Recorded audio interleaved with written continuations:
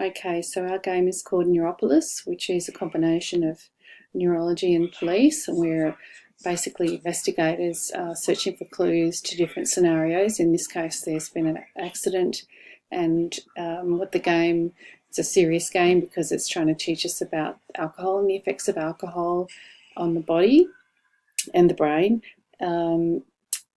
But it's supposed to be trying to do it in an interesting way to get us engaged and looking through all the different screens. The colours are quite interesting, but the graphics are pretty basic, and I think kids are used to a much more higher level of quality of graphics and soundtrack as well. So it's probably not going to have a lot of appeal to kids who are really into high-tech stuff, and the age that it's directed at is that age group where they're going to have a lot of experience, I think, which with some pretty high-tech games. Okay, so here we have our next question, and we just get to pick true or false, or truth or trash.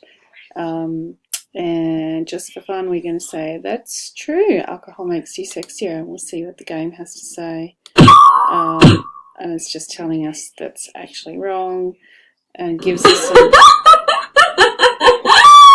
information about what alcohol really does, but it's a lot of reading. The graphics are pretty low quality, and I just can't see kids engaging in this, so I'm not sure that kids are going to spend 2 seconds on it and get bored and then move on to something else. So I don't think it really is facilitating learning, and it's just a lot of clicking without really engaging the kids. As I said, the graphics and the soundtrack's pretty basic, and the factual information's there, so it's a serious game, but you're not going to get far if you can't get kids engaged. So it's a thumbs down from me.